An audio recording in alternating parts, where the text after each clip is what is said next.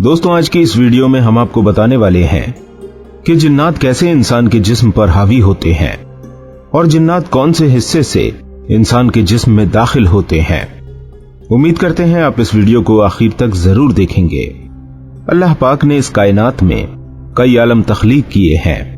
इस जहान में दो ऐसी मखलूकात हैं जिनकी हिदायत के लिए अल्लाह ताला ने कमोबेश 1,24,000 अंबिया इकराम और रसूल माबूस फरमाए।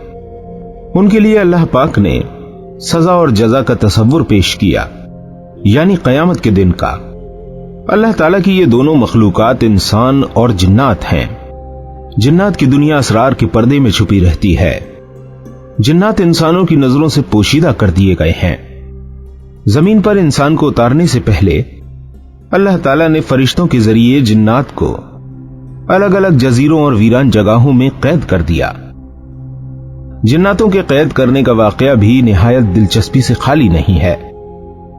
रिवायतों में आता है कि इंसान को जमीन पर उतारने से पहले अल्लाह ताला ने फरिश्तों के सरदार इब्लीस को अपनी बारगाह में तलब फरमाया। इब्लीस जिन्नातों में से था और आग से पैदा किया गया था और अल्लाह पाक के निहायत बरगुजीदा फरिश्तों में शुमार होता था। उसको अल्लाह ताला ने इस कदर इल्म अता कर रखा था कि वो इस इल्म की बुनियाद पर फरिश्तों का सरदार बना। इब्लीस को हुक्म दिया गया कि फरिश्तों की जमात के साथ जमीन पर उतरो और जिन्नात जो जमीन पर फसाद और लड़ाई झगड़ों में मशगूल हैं, उन्हें वीरान जजीरों और पहाड़ी इलाकों में कैद कर दो। ये एक खास मुकर्रर वक्त तक वहां पर कैद रहेंगे। इब्लीस बारगाह इलाही से हुक्म लेकर फरिश्तों की एक जमात के साथ जमीन पर उतरा और जिन्नात को निहायत कम वक्त में मुख्तलिफ जजीरों और पहाड़ी गारों में कैद कर दिया, जो एक रिवायत के मुताबिक हजरत सुलेमान अलैहिस्सलाम के दौर तक कैद रहे और फिर अल्लाह पाक के हुक्म के तहत उन्हें आजादी मिली और वो दुनिया में चलने फिरने लगे। जिन्नातों को कैद करने के बाद अर्श इलाही तक इब्लीस का फरिश्तों की जमात के साथ सफर शुरू हुआ। दौरान सफर इब्लीस के दिल में गुरूर और तकब्बुर ने सर उठा लिया। इब्लीस ने इतने कम वक्त में निहायत ताकतवर जिन्नातों को कैद किया, इसलिए इसने गुरूर किया। इसकी खबर अल्लाह ताला को तो हो गई, मगर दूसरे फरिश्ते उससे बेखबर रहे। रिवायत में आता है कि यह पहला मौका था जब इब्लीस ने तकब्बुर और गुरूर किया, जबकि अल्लाह पाक ने उसके गुरूर को खत्म करने के लिए हजरत आदम अलैहिस्सलाम के सामने सजदा करने का हुक्म दिया, तो इब्लीस ने इनकार कर दिया, क्योंकि जिन्नात को कैद करने के बाद उसके दिल में गुरूर और तकब्बुर आ चुका था कि मैं आग से बना हूं और यह मिट्टी की पैदावार है, मेरा और इसका क्या जोड़ कि मैं इस मिट्टी के पुतले को सजदा करूं। अल्लाह पाक के हुक्म से इनकार पर इब्लीस को बारगाह इलाही से निकाल दिया गया और उसे शैतान करार दिया गया। हजरत सुलेमान अलैहिस्सलाम के दौर में जिन्नात को आजादी मिली, क्योंकि उनकी कैद का वक्त पूरा हो चुका था, जिसके बाद जिन्नात कैद से निकलकर दोबारा जमीन पर फसाद बर्पा करने लगे। हजरत सुलेमान अलैहिस्सलाम के मौजिजात में से एक मौजज़ा यह भी था कि आप शयातीन जिन्नात को काबू कर लेते और उन्हें सजा के तौर पर दोबारा कैद में डाल देते। मस्जिदुल जिन्न मस्जिदुल हराम की शुमाल की जानिब 3 किलोमीटर की मुसाफत पर वाक़े तारीख़ इस्लाम की अजीम यादगार समझी जाती है। तारीख की किताबों में उसकी शोहरत के और भी कई वाकयात मिलते हैं और उसकी सबसे बड़ी वजह यह है कि यहां पर नबी करीम सल्लल्लाहु अलैहि वसल्लम के हाथ पर जिन्नातों की एक जमात का कबूल इस्लाम का वाकया है। यहां पर नबी करीम सल्लल्लाहु अलैहि वसल्लम के हाथ पर जिन्नात की एक जमात ने इस्लाम कबूल किया था। मस्जिदुल हराम के शुमाल में 3000 मीटर के फासले पर, जहां आज मस्जिदुल जिन्न मौजूद है, जिन्नात की एक जमात ने हुजूर नबी करीम सल्लल्लाहु अलैहि वसल्लम के हाथ पर इस्लाम कबूल किया। आपसे कुरान पाक सुना। इस मौके पर आप सल्लल्लाहु अलैहि वसल्लम ने जिन्नात के सवालात के जवाब दिए। हुजूर नबी अकरम सल्लल्लाहु अलैहि वसल्लम हजरत अब्दुल्ला बिन मसूद रजी अल्लाह तआला अन्हु को साथ लेकर रात के वक्त उस जगह पर पहुंचे।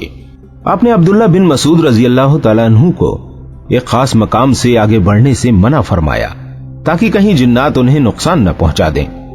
फिर आपकी मुलाकात जिन के गिरोह से हुई जिन्होंने इस्लाम कबूल किया और आपसे इस्लामी तालीमात हासिल करने के बाद वापस चले गए। कुरान पाक की सूरह जिन वहीं और उसी वाक़े के तनाजिर में नाजिल हुई, इसीलिए वहां पर एक मस्जिद तामीर की गई जिसे मस्जिदुल जिन का नाम दिया गया। जमाने के साथ साथ मस्जिद की डिजाइन भी बदलती गई, मगर उसके कायम का वाकया आज तक मुसलमानों के दिल में ताजा है। हरम शरीफ की जियारत का शर्फ हासिल करने वाले मस्जिदुल जिन की जियारत करते हैं। माह सय्याम में यहां अफ्तार का खुसूसी इंतजाम किया जाता है, जहां दुनिया भर से आए ज़ायरीन अकीदत व एहतराम के साथ इस मस्जिद में हाजिर होते हैं, इबादत करते हैं, इफ्तार में शिरकत करते हैं। नाज़रीन इकराम, जिन्नातों के इंसानों पर असर अंदाज होने के वाकयात भी आते रहते हैं। ये इंसानी जिस्म में दाखिल होकर उससे अजीब व गरीब हरकतें करवाते हैं, उसको नुकसान पहुंचाते हैं। दोस्तों, सवाल यह है, जिन्नात कैसे इंसानी जिस्म पर हावी होते हैं? यह एक ऐसा सवाल है जो आम आदमी नहीं जानता। इब्न तीमिया के मुताबिक इंसान जब नेकी से गाफिल होकर बुराई की जानिब रागिब होता है, यानी बुरे कामों और गुनाहों में लग जाता है, तो बुरे असरात से मुतासिर होने का खतरा भी बढ़ जाता है। हवस परस्ती और फहाशी की हालत में बुराई इंसान पर गालिब आ जाती है और ऐसे में जिन्नात जिस्म में दाखिल हो सकते हैं। दोस्तों, जिन भी कई मामलात में इंसानों की तरह होते हैं। उनकी भी पसंद और नापसंद होती है, वो भी अच्छाई और बुराई जैसे जज्बात रखते हैं। यह ऐन मुमकिन है कि वो महज आपके चेहरे को नापसंद करते हों और आपके जिस्म पर कब्जा कर लें। दूसरी जानिब जिन्नात को इंसान से मोहब्बत भी हो सकती है। वो किसी को बरहना देखकर भी उस पर फरेबता हो सकते हैं और उसके जिस्म पर काबिज हो सकते हैं। दोस्तों, ये मामला खवातीनों के साथ ज्यादातर पेश होता है। चूंकि जिन्नात इंसानों की नजरों से पोशीदा होते हैं, इसलिए जाने अनजाने में हम उन्हें नुकसान पहुंचा बैठते हैं।